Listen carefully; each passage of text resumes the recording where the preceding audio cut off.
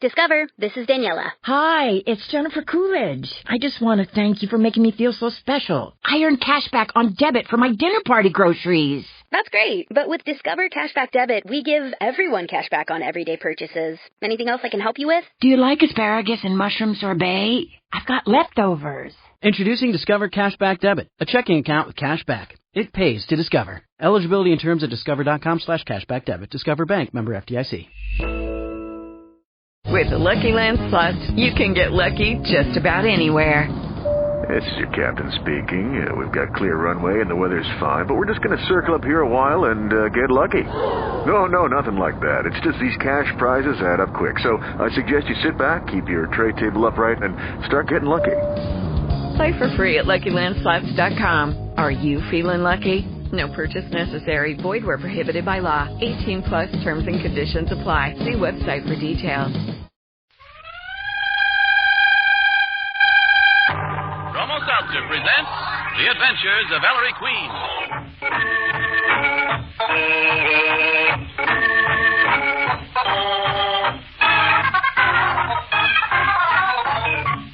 Tonight, the makers of Bromo Seltzer bring you another thrilling adventure with Ellery Queen, the celebrated gentleman detective, in person. Ellery Queen again gives you a chance to match wits with him as he relates another story of a crime he alone unraveled. Then, at the point where he was able to solve the mystery, he stops the play, gives you a chance to guess the criminal's name. In the studio tonight, we have as our guests Mr. George R. Crowley, Superintendent of the New York, New Haven, and Hartford Railroad Police Force, and Mr. F. Beverly Kelly, Director of Radio Publicity for the Ringling Brothers and Barnum and Bailey combined shows. Mr. Crowley and Mr. Kelly have accepted Ellery Queen's challenge to solve the mystery before the solution is revealed. And now, Ellery Queen, Master Detective and your host for the next half hour. Good evening. In tonight's story, we run across one of the boldest and most dastardly murders in our memory. A murder on a speeding train. And among our suspects are included a giant, a midget, and a fortune teller. I call it The Adventure of the Circus Train.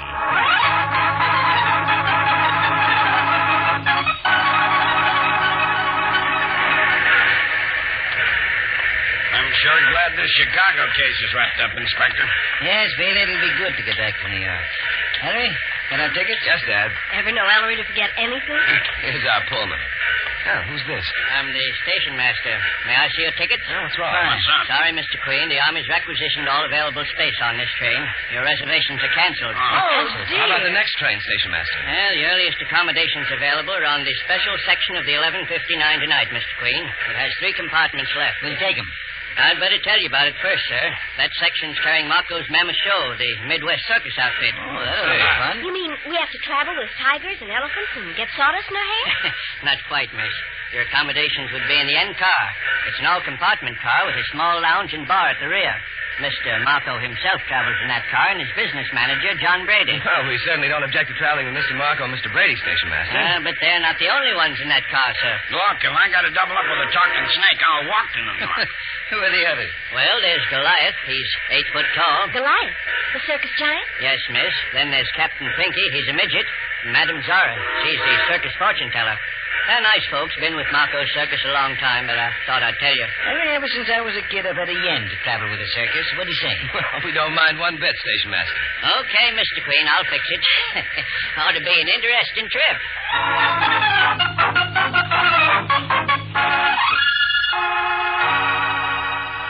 Why, this is solid comfort. My, this lounge back here is awfully cozy, Ellery. Yes, we should be pulling out soon, Nikki. Mr. Marco, I hope we're not putting you out in any way. Oh, can't expect normal conditions in wartime, Inspector. Edward? Yes, sir. Edward, set him up. Yes, sir. We're having a little celebration, folks. Well, in that case, maybe we ought to get out of the lounge and go to our compartments, Mr. Marco. Yes, we don't want to spoil any plans you have. No, I won't hear of it. Be mighty proud if you'd all join me, in fact. Well, I'll do what you say. Oh, John. Yes? He says, did you tell him all about it? Oh, I left the telling to you, Mark. Folks, meet John Brady, my business manager. Howdy, folks. And this is Long Joe Stebbins, professionally known as Mr. Goliath. Hello, Mr. Goliath. Madam Zara, the smartest crystal gazer under the big tops. How do you do? And Captain Pinky, 44 years old, and you can put him in your vest pocket. Any friend of Mark Marco's is a friend of mine. Edward, pass the flowing bowl, pass it around. Thank you, Edward. Well, you 3 must be wondering what this is all about. We are. As you know, I've been in show business over 50 years. Well, Mark Marco's getting too old to run a circus. I know, but I am. Needs younger blood. So I've just sold Marco's Mammoth Show to John Brady here. Yes, Brady. John, here's the bill of sale. Whole work signed, sealed, and delivered. Well, thanks, Mark. And here's my advance payment in cash. $30,000. Boy, thunder, Goliath, will you look at that? 3 $10,000 bills. I ain't never seen so much money, Captain Pinky. Money means trouble. I smell trouble. I smell an Indiana farm and rest for my old bones, Zara. Well, folks, drink up. You good health, Mr. Marco? Oh, thank you. 1 minute to midnight. We're leaving on the dot. How about a song for Mr. Marco? Oh, he's a jolly good fellow. Oh, he's a jolly good fellow. Oh, he's a jolly good fellow.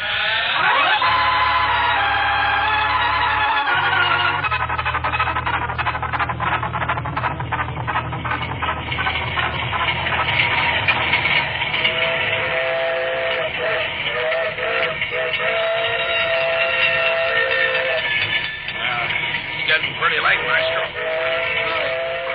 How's about we hit the hazy ways? I suppose we may as well, Sergeant. What's bothering you, Ellery? Why do you want to come out here on the front platform of the car? To clear my head, Dad. There was an atmosphere in the lounge I didn't like. You mean them expressions of gimme on the faces of the giant, the midget, and Madame Czar? Oh, that's only natural, son. These circus people don't see $10,000 bills every day. Not only circus people. Gentlemen, sir. What's the matter, Porter? I was just cleaning up my bar in the lounge, son. Yes? I get the bell signal from Mr. Marco's compartment. Spit the pebbles out of your mouth, Edward. I rang his bell. There's no answer. I tried the door. It was unlocked. I opened the door and I saw. Speak up, Edward. I saw. The man's scared to death, Dad. Let's go see for ourselves. Come on. Here's Mr. Marco's compartment. Dad, look. Marco. His head. Bashed in.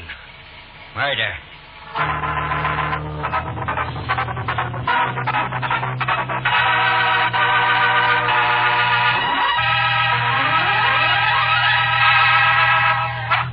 And there, ladies and gentlemen, you have the beginning of our story.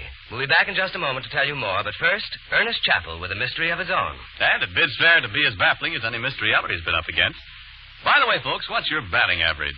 Mrs. Neely Jarvie of Lakewood, Ohio, is frank to admit that she and her family haven't piled up a very imposing score of correct deductions, but she says they still get a big kick out of trying to decide who done it. Good for you, Mrs. Jarvie. That's what we like to hear. And here's something else we like to hear. But suppose I let you folks have it in Mrs. Jarvie's own words. She writes, "We're never without bromo seltzer in our home. And not long ago, when I became a volunteer nurse at our local hospital, I had just one more reason to be grateful for bromo seltzer's quick, effective relief. After my first evening of routine floor work, I came home with my nerves on edge and a bad headache, brought on by nervous excitement. Well, as soon as I got in the house, I took a bromo seltzer. And oh, what relief. I'm not so nervous and excited about my volunteer work as I was at first, but I know that I can rely on bromo seltzer whenever I have a common sick headache like that again." Well, now, there you have a mighty fine piece of advice from a lady who ought to know. So the next time you have a common sick headache, try bromo seltzer. I bet you'll feel the same as Mrs. Jarvie about it. And say, we'd like to hear from all of you about your bromo seltzer experiences. Just send your letters to Ellery Queen, care of the station to which you are listening.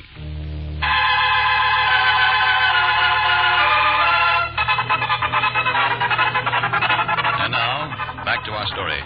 It's a short time after the discovery of old Mr. Marco's body. The car has been locked, front and rear. Nikki has been awakened. But, Inspector, how did it happen? That's what we've got to figure out, Nicky. Ellery, Billy, and I were standing on the front platform from the time the party in the lounge here broke up. And we know no one from the forward cars came into our car or left it. And the two conductors were sitting at the end of the lounge near the rear platform, Nicky, checking their tickets. And both conductors say no one got into the car through the back. So, Mr. Marco must have been murdered by someone in this car. That's the size of it, Nicky. But who? Which one? The two conductors alibi each other, and they both alibi the porter. So the killer must be one of the four circus people. That nice old man. Why? Don't you remember Brady handing Marco three $10,000 bills in front of our eyes, Nicky? And they're not in his wallet now or anywhere in Marco's compartment. He was bumped off for that $30,000, Miss P. Killer probably rapped on Marco's door. Marco let him in. Visitor assaulted the old man, stole the money, and left Marco for dead. But he didn't die right off. He managed to reach the porter's bell and ring it before dying. What was the weapon, Inspector? A man's shoe.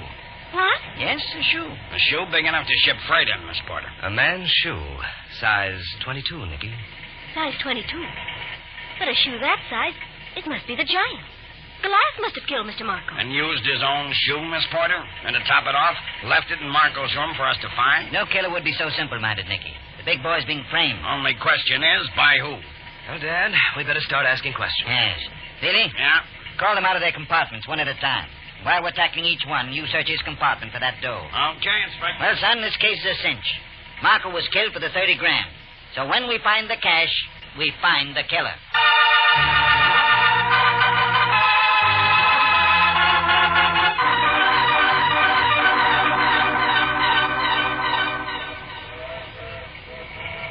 Oh, Mr. Glyde. Sorry, the sergeant had to wake you. Oh, what time is it for crime and he's sick? Ellery, he's hobbling. You'd hobble too, Nicky, if you were wearing only one shoe. How come you got on only one shoe, Mr. Glyde? Oh, darned if I know, Inspector. When I went to bed, I put my shoes in that little do-jigger on the floor of the compartment. I know. There's a little closet, that the porter can open from outside and take out your shoes and shine them during the night. Huh? Mm-hmm. Well, sir, just now Mr. Bealey comes fetching me, and I look for my shoes and that shoe thing. Doggone if somebody ain't stole one of my shoes. What am I going to do? It's the only pair I got. We hit Pittsburgh in the morning, Mr. Goliath, so we'll send out for a pair of shoes for you then. Huh. Ain't a shoe store in Pittsburgh or anywhere else carries size 22. Oh, Inspector, what do you want me for? Come into Marco's room, Goliath, and I'll show you. Sure. Ellery, I can't look. Stay out in the corridor, Nicky. Well, where's Mr. Marco, Inspector? What's under that piece of newspaper? Yes? Mm-hmm. Your shoe, Mr. Goliath. Well, I'll be... What's blood doing all over? What's under that blanket?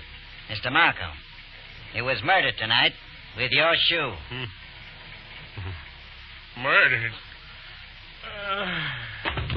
What happened in there? Goliath fainted. Henry, revive this 8-foot he-man. Right, Dad. And Nicky, call John Brady in here.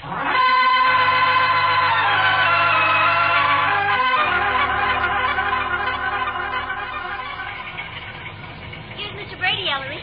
And he's hobbling, too. Somebody stole one of my shoes. From your shoe compartment, Mr. Brady? That's right. I found 2 shoes in it, all right, but one of them's a woman's. Here, look. Hey, what's going on? Hey, Mark, you in there? Just a moment, Mr. Brady. Nicky, is this woman's shoe Mr. Brady just found in the shoe receptacle yours? No, Inspector. It must be Madame Zahn. Nicky, you better go fetch the Zara woman. All right. Suppose you go in now, Mr. Brady, and see Mr. Marco. I don't get all this. Marco. Put the blanket back, Ellery. Right, Dad. But who? Why? The $30,000 you handed Marco tonight, Mr. Brady. That's why. Inspector, Madame Zahn is hopping mad about her shoe, and I mean hopping. I don't care for jokes, if you please. Mr. Brady, is this your shoe? I just found it in my shoe compartment, and one of mine is gone. Let me see. Yes, Sarah. That's my shoe. Here's yours. Thank you. Why was I awakened in the middle of the night? Has anything happened to Mr. Marco? Why do you ask that, Madame Zahn? Yes, of course. Mr. Marco is lying under that blanket. He's dead, isn't he? Yes, Madame Zara. Look. I should have warned him. You knew Marco was going to be knocked off? Before retiring, I looked into my crystal ball. It never lies. I saw an old man lying there dead.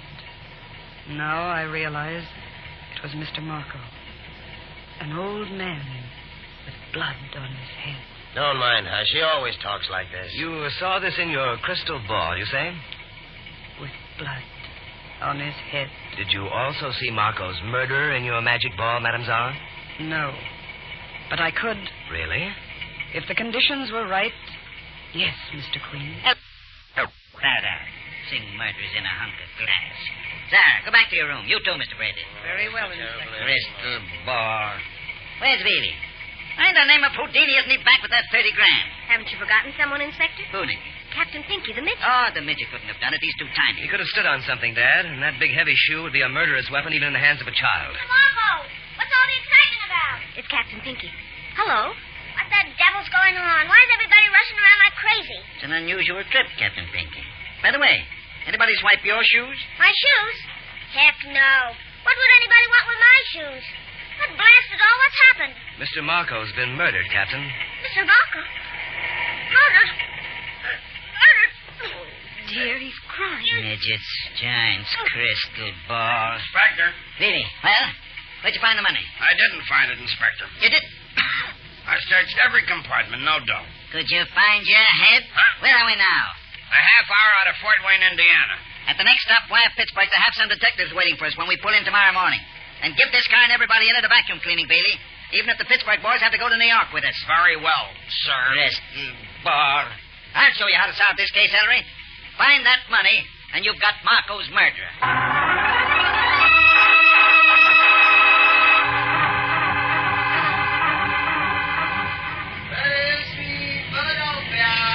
Philadelphia. Time's keeping Bailey and those Pittsburgh men. Still searching after 10 hours. The money must be in this car. Dad, I've got it. Where the money is, son? No, I mean the explanation for that shoe mixing. Huh? Killer wanted a weapon that couldn't be traced to him. So he stole one of Zara's shoes from her receptacle. But realized it was too light as a weapon. So he rifled Brady's shoe receptacle. And then decided he wouldn't use either one's. He'd use Goliath's shoe. That would make a weapon. So he stole Goliath's shoe. And then putting back Mr. Brady's and Madame Zara's. He made a mistake and mixed them up. Inspector Queen. Huh? Oh, Goliath. How much longer do I have to walk around in my socks? I want my shoe. We're checking it for fingerprints, Mr. Goliath. You'll have it back by the time we reach New York. Would you wash the blood off? Sure, Mr. Goliath. Right, Inspector. Ellery, I made up my mind. I'm arresting Zara. Why Zara, Dad? She knew Marco was dead, the only one who did. How could she have known unless she bumped him off? Well, that is a puzzle, how she knew. Dad, she claims she might see the criminal in her crystal ball. Why not call her bluff? See whom she accuses. That's an idea. Okay, we'll try it. I have a hunch Madame Zara has something up her sleeve, and it isn't a crystal ball.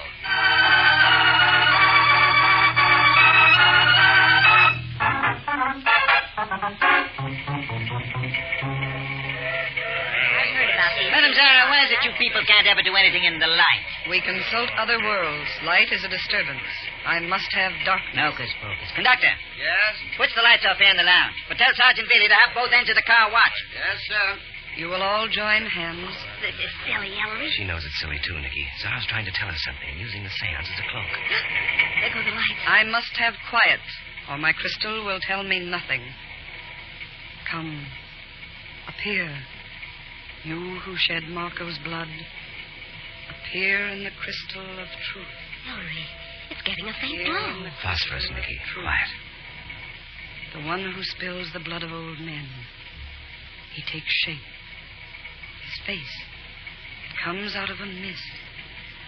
In a moment now, I see him. I see him. Much obliged, Madame Zara. Who done it? The spiller of blood is... Madame Zara, why do you stop? Zara. What's the matter? Conductor, turn on those lights. Ellery, do you think she's... Here are the lights. Zara.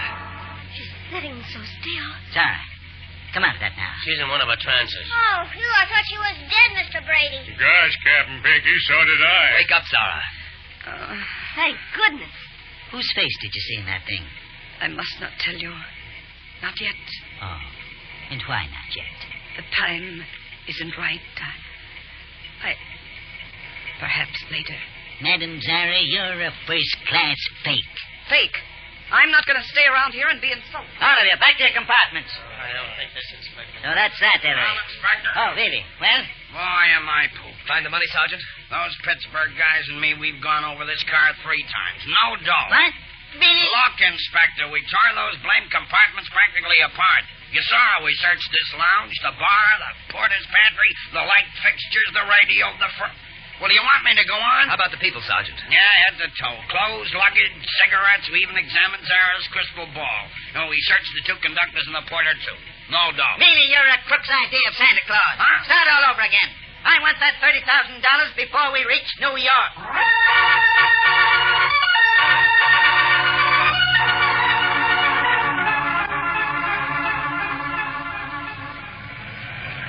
We're in. End of the line.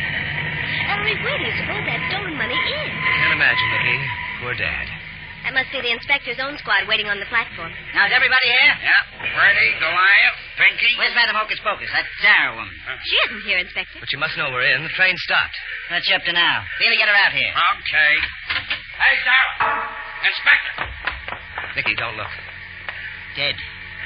Sarah's been bumped off. Head smashed in with a crystal ball. Really, hold everybody. All right, nobody leave. Who'd have thought? But why, Madame Zara? It's clear now. We wondered how Zara knew about Marco's being dead. Don't you see?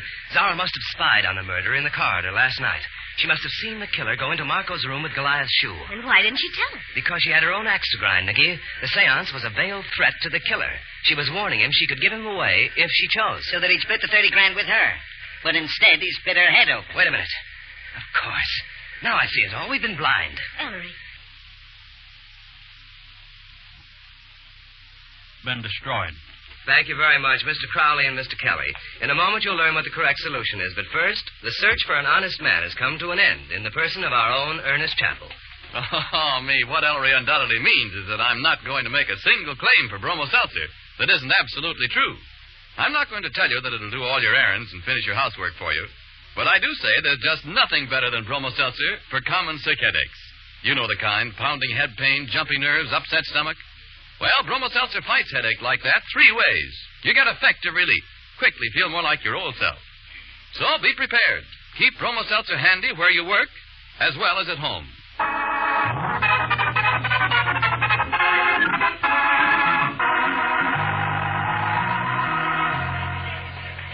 All right, inside. Come on.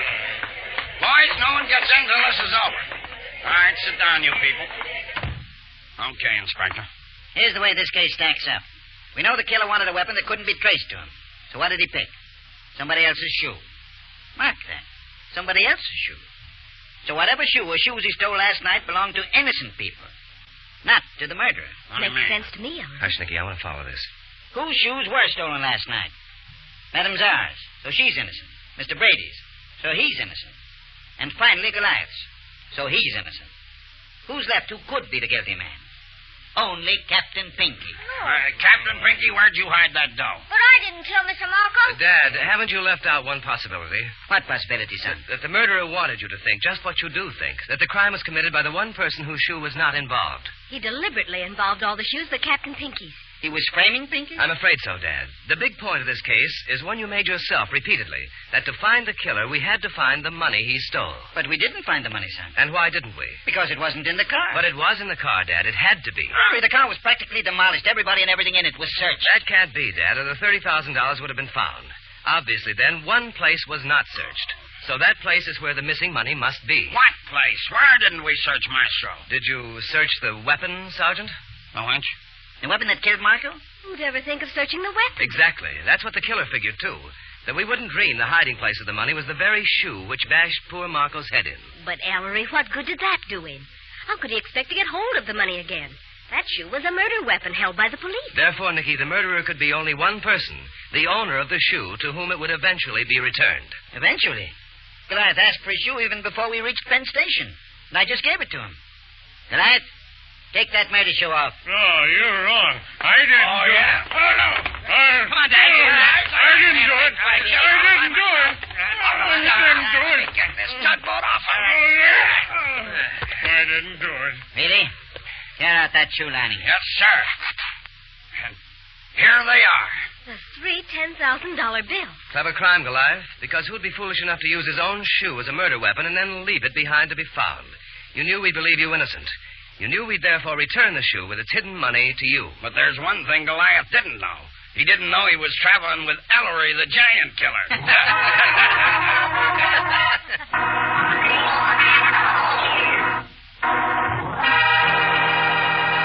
And there, ladies and gentlemen, you have the solution to the mystery. I want to thank Mr. George R. Crowley and Mr. F. Beverly Kelly for appearing as guest armchair detectives this evening. And we have for both Mr. Crowley and Mr. Kelly a personal gift from Bromo Seltzer, an autographed copy of my new mystery novel, There Was an Old Woman, just out this week, and a subscription to Ellery Queen's Mystery Magazine. Oh, Ellery, I certainly enjoyed that story. I bet you can't top it next week. I'll take that bet, Chappie, and I'll tell you what it's about in just a moment. Okay, that gives me time enough to introduce my friend and your friend, the one and only educated train known to man, the talking Bromo Seltzer train. Fight headache 3 ways. Bromo Seltzer, Bromo Seltzer, Bromo Seltzer, Bromo Seltzer, Bromo Seltzer. Yes, you can't beat that for good sense. Fight headache 3 ways with Bromo Seltzer. You see, common sick headaches often affect you 3 ways. Pain in the head, jangling nerves, and upset stomach. But Bromo Seltzer quickly relieves that pain in your head. Bromo Seltzer helps settle jumpy nerves. Bromo Seltzer helps settle upset stomach. You see what I mean? Three-way misery, three-way relief with Bromo Seltzer. Use it only as directed on the label. For frequent or persistent headaches, see your doctor. For common sick headaches, do as millions of others do. Use tried and true Bromo Seltzer. Fight headache 3 ways.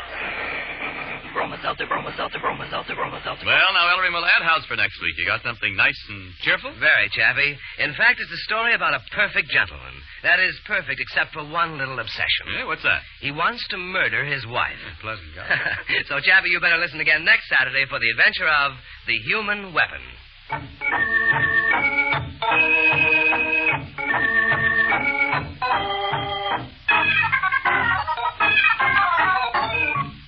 And don't forget the other great Bromo Seltzer show, friends, Vox Pop, the show that travels America. Next Monday, Vox Pop travels to Cheyenne, Wyoming, where Parks Johnson and Warren Hull will interview a flying fortress crew just back from bombing Germany. Consult your local paper for the time and station.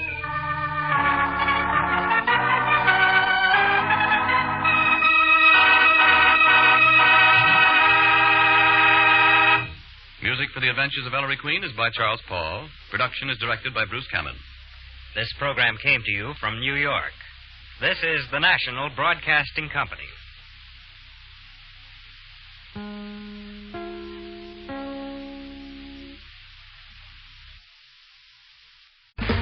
Okay, round 2. Name something that's not boring. A laundry? Ooh, a book club. Computer solitaire, huh? Ah, sorry, we were looking for Chumba Casino. That's right. ChumbaCasino.com has over 100 casino-style games. Join today and play for free for your chance to redeem some serious prizes. ChumbaCasino.com. No purchase necessary. Void where prohibited by law. 18+. Terms and conditions apply. See website for details.